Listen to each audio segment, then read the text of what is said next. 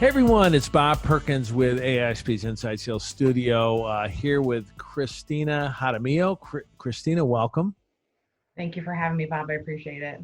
It's good to have you. We met just really a couple months ago, and I'm glad we met because a lot of what you and your company is doing is right up the alley of what our members and community and inside sales is faced with and what customers are faced with. So your company, Personal ABM, first of all, I like the personal in there because I'm a big believer of personalization. And that's kind of why we're here. We're going to have an interview today, and we're going to talk about what you and I believe to be a pretty prevalent problem, and that is there's so much noise in the system.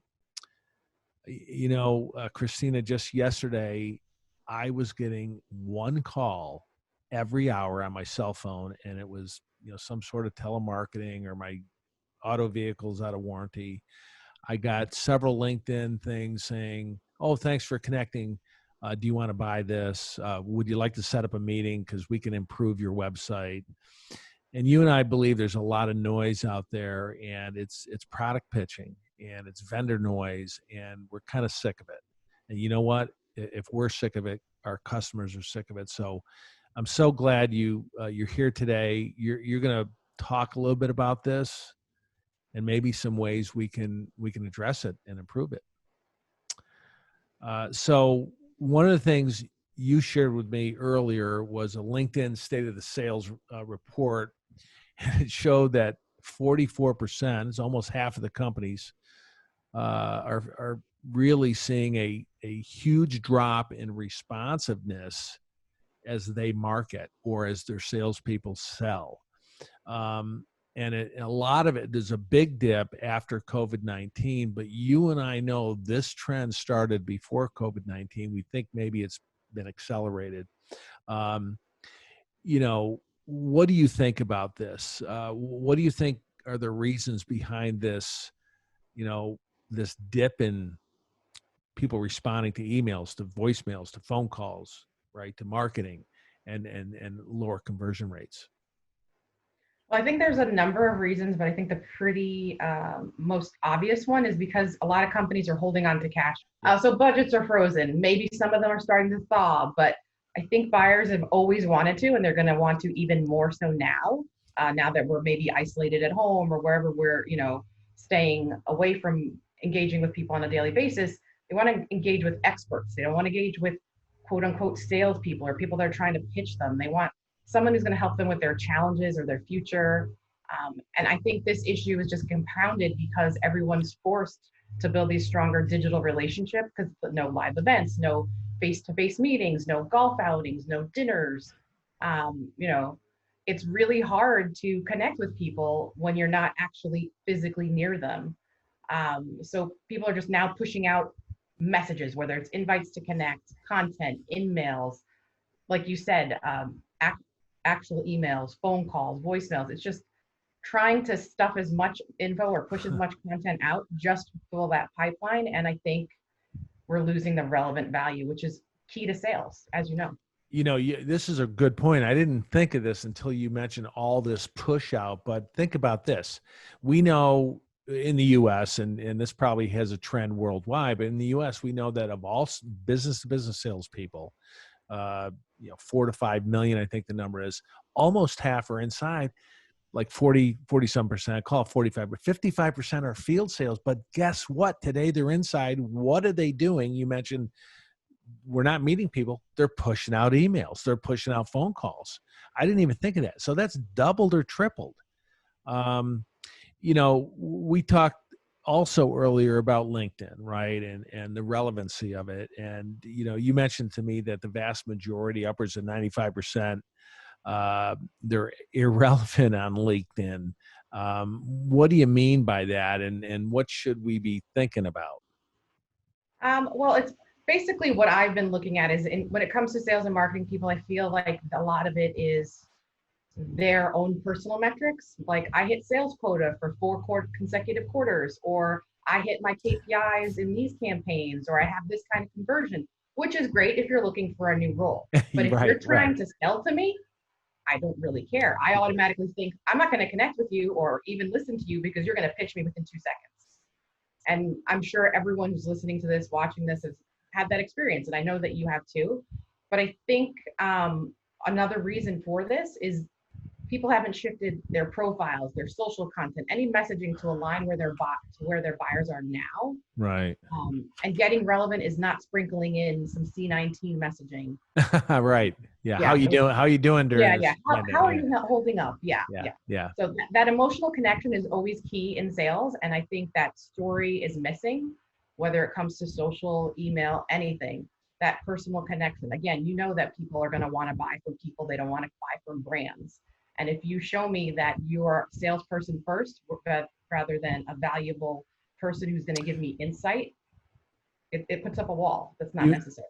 You mentioned expertise and thought leadership. Now you're talking a little bit about the having that as part of their profile or so is this, give us a tip or two, something you've seen that would be good for a sales rep to do on their LinkedIn to help show that they are experts or thought leaders. Yeah, great. Well, getting back to that emotional connection or making that story, I was actually looking at your profile that talks about your summary section, talks about your mission to help inside sales, digital sales professions advance the next level of professionalism and performance, which is amazing. And I think everyone knows that you're like the go-to guy for that.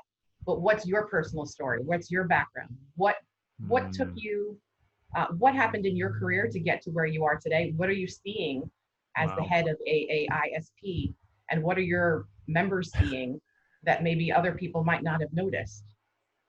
I got some work to do. Thank you for the tip. No, easy. that's a good I'm tip. looking at it, Yeah. No, that's a great tip. That I'm gonna get to work on that. But appreciate those comments. Your company, account-based marketing. You talk about being personal, having a personalized account-based approach. What is Personal ABM besides the name of your company? What does it mean? Yeah, absolutely. So just to like differentiate it from traditional sales and marketing, we have found that it speaks to industries. So it's a little broader. And when sales and marketing maybe take an account-based approach, they might go into, for example, LinkedIn Navigator and get a list of 10, 100 companies they want and get the key content that they want from those companies. But then they're sending out blanketed messaging, blanketed in-mails. It's all the same. It's very templated. Yeah. So Personal ABM, what we do is we use the profile content and any kind of messaging or actual articles, any kind of interaction with the buyer. We use implicit and explicit intent data to speak to the human buyers within the accounts. Yeah. So we're keeping in mind the relevant value of each company, but then more importantly, each individual, because the marketing team, let's say if you're targeting a marketing team, the CMO is going to have different wants, needs, and KPIs versus the director of digital marketing, let's say. Right. They're all going to have different wants and needs. They're going to have a collective goal, but something that's important to each individual within that, 10 to 15 stakeholders in a buying committee. They all have different goals that are personal to them. And that's where that personal ABM comes into my play. So you're focused on the account specific gaps to them in their organization, and then the personal impacts to their role. You mentioned, speak to them, their needs, their challenges, make it about them. So often, as we talked even earlier, that we're inundated with someone that immediately goes to their company value statement or here's what we can do versus staying on, I understand you Absolutely. May have some of these challenges. I know a couple of people at your company. They tell me that your company is got a goal of this, and that. How important is it to really talk about them and bring up some of their potential challenges or needs and stay there a little bit before you go to what you can do to help? Yeah, I think the insights that you can get, let's say you're targeting a particular department because that's who's your buyer or your target within an organization. if you start maybe at the lower level and you see where the cracks are maybe in the foundation, get some insights from them, and you can take those insights to the higher, to their Yeah. boss, their superior, and just figure out, I heard this is happening, and this is how I can fix it, or this is the problem that I see, the gaps that I see, and the impacts that it's having to you as a C-level executive, as a VP, whatever, Yeah. whoever it is that you're targeting. So I think that's what's really important about that personal relevance to each buyer, because you're more willing to engage when someone's going to give you value versus try to sell or pitch you. There's an excellent tip that you just brought up. It's a little bit easier to maybe make a connection and start a conversation with, say, a frontline manager, but they know what some of the key things are above them, and use that up front to try to get some attention of a C level. And boy, it's tough to get their attention. The Besides personal ABM, you had mentioned to me earlier the idea of selling value on LinkedIn.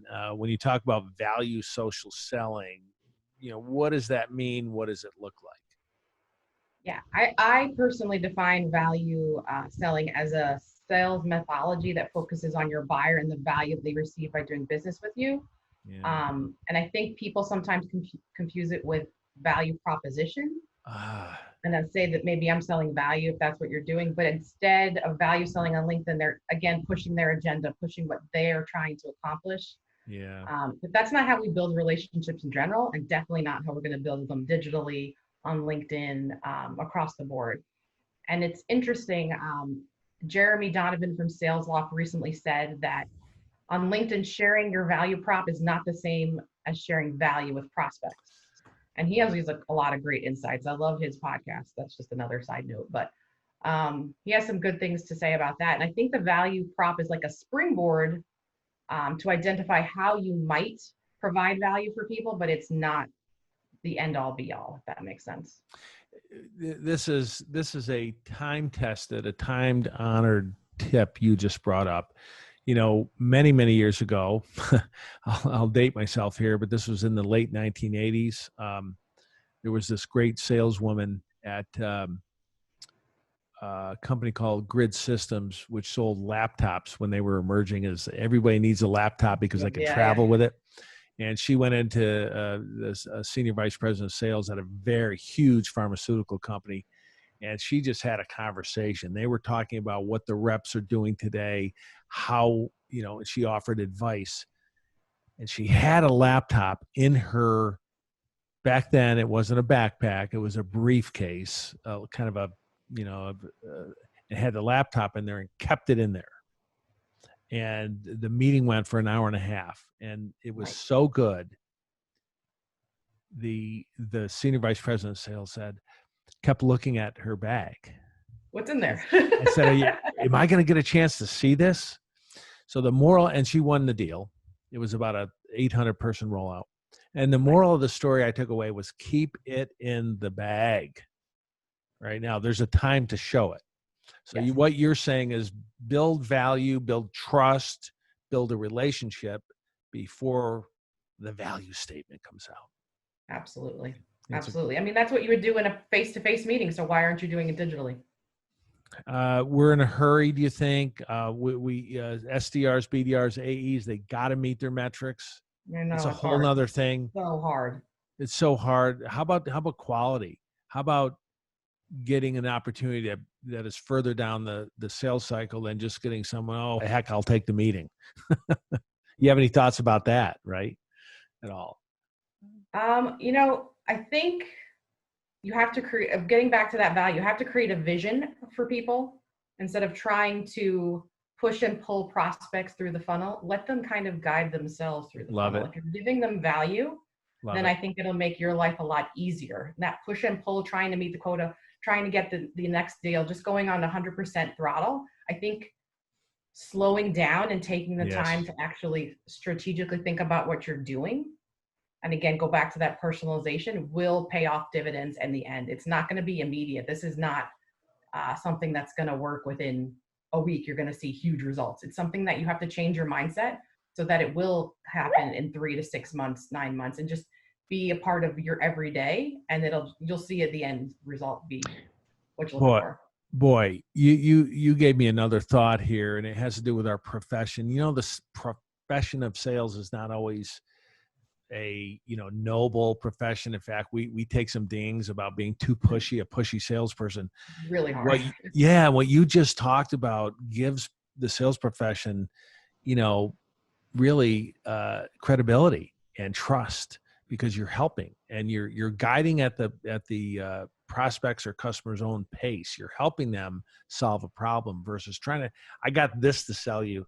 That's fantastic. So on your virtual LinkedIn training, which is coming up, and I want you to talk about that a little bit, what the viewers can expect there.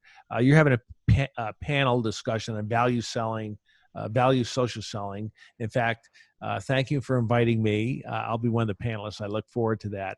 But talk to us a little bit about what to expect, and a little bit more of the details. We can put that up on the screen too. Yeah, absolutely. It's navigating the new state of social selling, and it's particular for B2B because that's who we like to target, and we're showing people the shifts that we need to be made on social, in particular LinkedIn. I know a lot of people are hanging out there, and these strategies that we're talking about can actually be used on other platforms. We're just happening to focus on LinkedIn, but yeah. It's not about how do I update my profile picture, how do I change my headline. It's the strategic shifts that you need in the messaging, Good. the personalization you need in your content, the actual strategy that you're going to use, and not just template and blast stuff out and hope that something's going to stick one day. And it works sometimes, but one day it's going to stop working. Yeah, that's good. And the details to that, when is that? And we'll put up a link here on how to register. Yeah, it's actually August 18th, 19th, and 20th. It's free if you go attend live, but you can get upgrade for on-demand access. And there's about, I think I might have lost count, 30 fireside chats and panels. Wow. We have like 55 speakers. Again, lost track. I think that's the right number. Right. But what I'm really excited about is your panel, as well as a few people from the Challenger sale. That's Right. one of my favorite methodologies. I love the Challenger customer. We're going to have Spencer Wixom. Oh, He's nice. Nice. at Challenger, and then a few of his digital marketing people are also doing their own panel, because I didn't realize I was taking a Challenger sales approach until I actually read the book and kind of refined my methods and got a little less aggressive maybe. Yeah. So I think people should check it out. It's stopthesalesdrop.com/LinkedIn training. You can find out more information and sign up there, and hope to see everyone there. We'll put that up on the screen, and we look forward to it for sure. There should be a lot of good content, tips, ideas, stuff that reps, leaders, whoever can put to use right away. Any final thoughts as we wrap up here on a final idea, tip, thought that you want to leave the viewers with? I think people just need to consider how they can be more personal, how can they be more intentional in their messaging, in their outreach, in any touch point with a prospect or even a customer. And the more personalization you get, the better the end results in the long term. Because again, this is a long game. This is not a quick fix. And if you can change your mindset and just continually be personal and be intentional in what you're doing, you'll reap the benefits for the rest of your sales career. So I'm just hoping that people can kind of get thinking a little bit and just figure out what the next steps would be for them. That's a great takeaway. Get out to the name of this again. Stopthesalesdrop.com/LinkedIn training. Stop the sales drop. Get out there. You're going to hear a lot more. So, Kristina, I look forward to working with you in a couple of weeks now on your event. And thanks so much for joining us. Thanks for your ideas, tips, opinions. And viewers, thank you for watching this. And until next time, everyone, stay safe. Good selling. Bye-bye.